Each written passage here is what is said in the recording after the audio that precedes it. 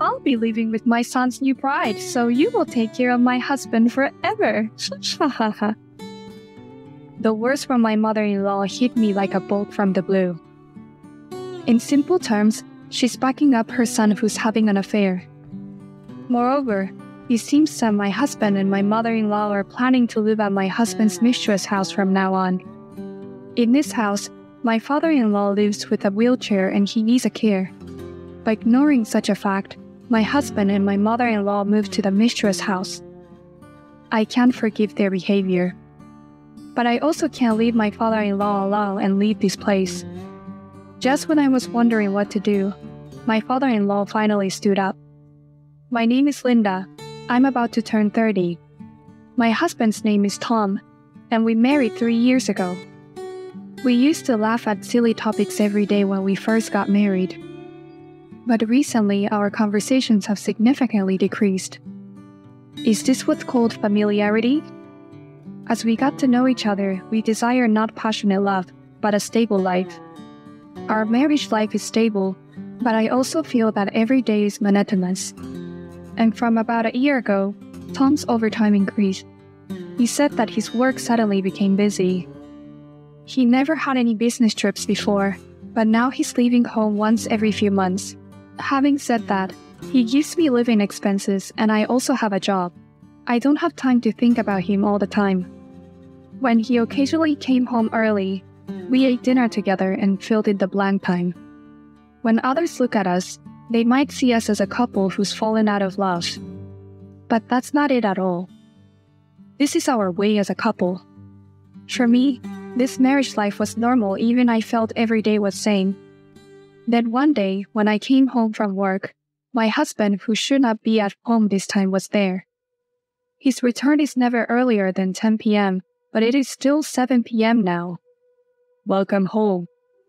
While thinking it's unusual for Tom to greet me, I asked him, Tom, it is unusual that you come home this early. Did you not have overtime today? Actually, I got a call that my dad had an accident during his work and was hospitalized, so I rushed off and came home. Is it true? Your father? According to his story, it seems that the car my father-in-law was driving collided with the car that ran a red light and rushed into the intersection. The doctor said, fortunately, his life is not in danger, but he may have to live in a wheelchair from now on due to paralysis in both legs and one arm. An accident? My father-in-law, who loves the outdoors, now has to live in a wheelchair. I was unable to keep up with this heartbreaking situation. My father-in-law, whose hobbies are hiking and fishing, used to take my husband and me to various places. He always says, "Let me know anytime if you need help." And he treated me like his own daughter. Such a father-in-law needs to live out of a wheelchair. I just couldn't believe it. My father-in-law runs his own company, but my husband works for a different company. So my husband first found out about his father-in-law's accident from his mother's call. It seems he's frustrated because he can't visit his father soon in these circumstances. I was also really sad by the fact that my kind father-in-law had become wheelchair-bound due to the accident. But this is not the time to be shocked. He looked me in the eye and spoke. "Linda, Mom has a favor to ask about Dad." "What did your mother ask for?" She's asking if we can help take care of Dad together." "Take care of your father? Together?" "Yeah, Mom's getting on in years. It seems like it would be difficult for her to do it alone. So she thinks it would be a big help if we carry our father together." "So, in other words, we have to move to your parents' house?" "We'll have to. There's plenty of room and space for us to live at home. Is that okay?" I couldn't answer. I care a lot about my father-in-law and I love him. Even so, it's hard to agree to a sudden request for help with the caregiving that I have never experienced. Of course, it's not that I don't care about my father-in-law, but I have a job. I don't know what to do if I'm suddenly asked to give care. I try to think hard to see if there's any other good solution. But no matter how much I think, I can't come up with anything. He seemed to sense something and looked at me straight on as he held my hand. "Please, Linda, I know it's a new experience and it's tough, but if we leave it all to Mom, she might fall down next." I think it's going to be hard, but I'm working too. "I want you to quit your job, Linda, and focus on caring for Dad with Mom. Leave the living expenses to me." "Leave? Quit my job?" "Yes, I'll work and support you. So please, Dad in his wheelchair and Mom who will be giving care, they both need your help." Tom was on his knees begging again and again. Seeing his desperate face, it was hard for me to refuse. So I quit my job as he said, and started caring for my father-in-law. After we started living together, and some time had passed, one day when we were having dinner, my husband suddenly stood up. He said he was going to take over his father's company and become the president. My father-in-law seemed surprised at this, but he seemed to be inwardly pleased that his son would take over his company. The father-in-law spoke to Tom with tears in his eyes. "Tom, I can't believe you said that. You always said that you wouldn't work at my company." "Well, that's like, I was just embarrassed. With Dad in this condition, I can't leave the company alone, can I?" "Thank you. I was worried about the future of the company. I was thinking about leaving it to someone I trust, but if Tom said so, I want to leave it to you." "I knew you'd say yes. I'll do my best as a son." "Yes, please. Please create a good working environment for my employees." "Of course." After such a parent-child exchange, Tom took over as president of his father's company, and his father-in-law took on the position of chairman. Chairman has a strong image of retirement, but apparently there is a lot of work to be done. But my father-in-law left only his name in the company, and the whole company operation was actually done by Tom. 2 months has passed in no time since Tom took over as president. By this time, he was coming home late every night. At first, I thought, Tom is not used to the job yet, so it's inevitable that he's working overtime. But it's a little strange to work overtime every night for 2 months. And there was another reason why I was becoming suspicious of my husband. The smell he had when he came home. One day, I couldn't sleep for some reason. I had gone to bed at 9 p.m., but it was past midnight when I woke up. I was thirsty and went to the kitchen for some water when I heard Tom coming home from the entrance. I said, "Welcome home," to him, and I smelled soap from him. As soon as he saw me, he acted suspiciously and said, "It's late already. Are you still awake?" "Yeah, I couldn't sleep tonight. You're still coming home late, Tom." "Oh, shut up. I suddenly had to take over my father's business, and I don't understand anything about it. It can't be helped."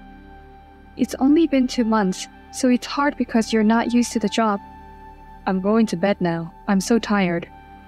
As my husband headed to the bedroom swiftly as if slipping through me, he indeed smelled of soap. Suddenly, I grabbed his arm and asked him in a strong tone, "Tom, who are you working overtime with every day?" "Huh? What are you talking about all of a sudden?" "No, it's just, you smell like soap, Tom." "You're imagining things. I'm working hard. Don't ask me such troublesome questions." Looking at my husband's expression, he seemed to be more irritated than usual. His attitude made me more and more uneasy. Tom noticed me trying to question him further and let out a sigh. "I really wish you would stop. It's annoying to be asked such questions as soon as I get home tired." "I didn't mean it like that. I was just curious." "Are you implying that I'm cheating? I'm working hard every day so you can live without any inconvenience." "I understand that, but if you have time to investigate such nonsense, you should at least clean up. I'm not free." With that, my husband went upstairs to the second floor, deliberately making a lot of noise. When he entered the bedroom, he turned his back to me and started touching his smartphone. I tried to apologize, but he completely ignored me. The next day, my mother-in-law, having heard about last night from my husband, approached me with a fierce expression. "Linda, You accused Tom of cheating yesterday, didn't you? No, that's not true. I just asked him who he was working overtime with. That's enough to suspect him of cheating. You can live because Tom is working hard for you. Did you say that knowing that? Of course, I understand that, and I'm grateful. I was just asking because I was curious. That's what I'm saying is wrong. What do you want to do by making Tom uncomfortable?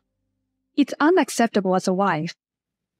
My enraged mother-in-law dumped all the housework on me and left. My mother-in-law doesn't think highly of me. Although she pretends to share the housework in front of my husband and father-in-law. In reality, I am the one who does all the housework in this house. Naturally, I am the one who takes care of my father-in-law. During the day, my mother-in-law finds reason to go out, and she always comes home in the evening. My father-in-law, who mostly spends his time in his room, doesn't know that my mother-in-law is out so often during the day. He hardly ever leaves his room, except when he meets with company representatives who occasionally come to visit him. Furthermore, my mother-in-law has told me, "Don't say anything strange to James and Tom." I felt the unfairness of my self-centered mother-in-law, but all I could do was silently do housework and caregiving. However, the reason I was able to endure such a day-to-day life was largely due to the presence of my father-in-law. Every time I helped him, he would look genuinely sorry. "Linda, I'm sorry. I'm sure you hate taking care of an old man like me." "Don't worry about it. I think of you as my real father. I'm happy to be able to help." "I'm glad that Tom married someone like you, Linda. Despite all the trouble I've caused you with my care, you still speak so kindly to me. I'm a lucky man." "Father-in-law, I'm also happy to have such a kind person as my father-in-law. I have many days when I feel uncomfortable due to my husband and mother-in-law's behavior. Even so, I am just able to keep going because of the presence of my father-in-law who values me. My job is to wipe down my father-in-law before he goes to bed and turn off the lights. Today, when I finished everything and returned to the living room, my husband, who is usually not home at this time, was sitting next to my mother-in-law. He seemed to be having a conversation with my mother-in-law and was smirking. I had a bad feeling. And the next moment, my mother-in-law said something that far exceeded my imagination. "Oh, Linda, good timing. We have something to talk about." "Talk about what?" "I'll tell you straight. Please take care of James here for the rest of his life." "Mother-in-law, what do you mean by that?" "Tom and I decided to live with his new wife." "Oh, a new wife?" I was shocked by my mother-in-law's sudden words. What does that mean? A new wife? What on earth is my mother-in-law talking about? Why is Tom also silent? As if to mock my silence, Tom handed me the divorce papers. "I have a woman I'm seeing right now, and I've decided to go to her house with Mom from now." "What? What are you talking about?" "I'm going to pack up and leave with Mom. You can decide what to do with the divorce papers. I guess your job is still to take care of Dad, though." "What?" My vision went dark, and I collapsed on the spot. Ignoring me, my husband and mother-in-law packed their bags and left. Tears ran down my cheek in the silent living room. Then my father-in-law appeared in the wheelchair. "Linda, what happened to Tom and Susan? I thought it was quite noisy and came to see what was going on." "James, actually..." "Linda, what on earth happened? Why are you crying?" I told my father-in-law about what had happened earlier. His face gradually hardened as he listened to my story, and towards the end, his eyes became fierce like a demon's.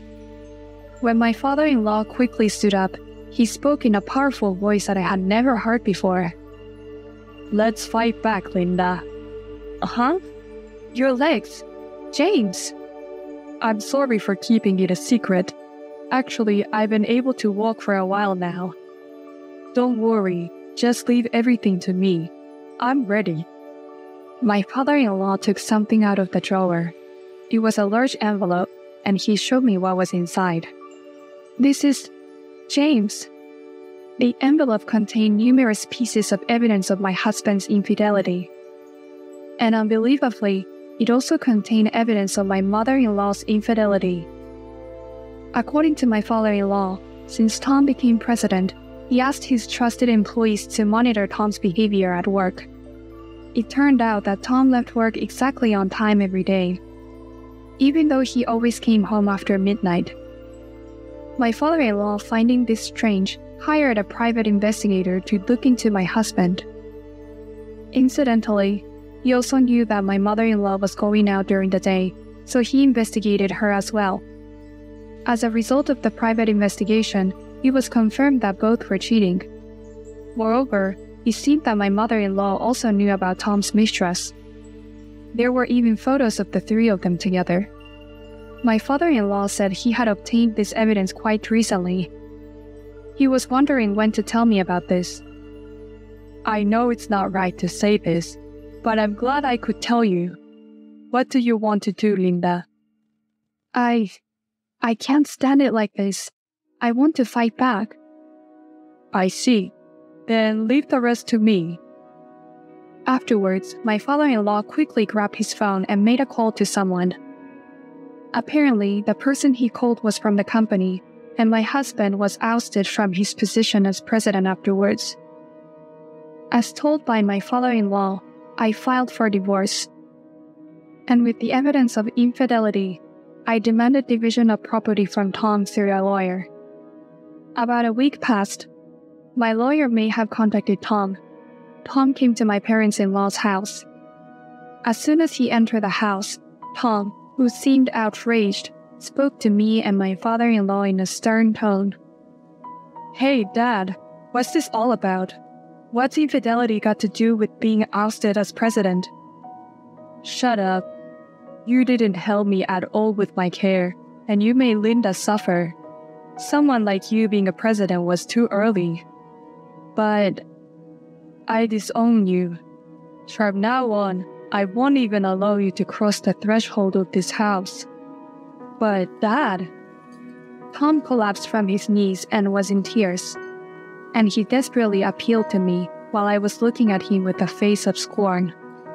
Linda, I beg you, I'm okay with withdrawing the divorce, so please. What? I beg you, please persuade Dad with me. I'll break up with the other woman, so I want you to drop the demand for division of property. Even at this point, he's still only thinking about himself.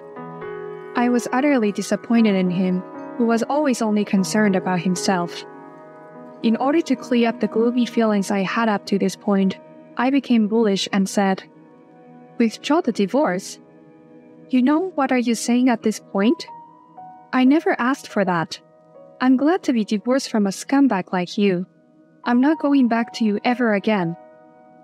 Does that mean, did you file for divorce? Of course. Why should I have to be married to a scumbag like you? You were divorced and you were ousted as president. Everything is your own doing. It's the seeds you sowed. What are you saying?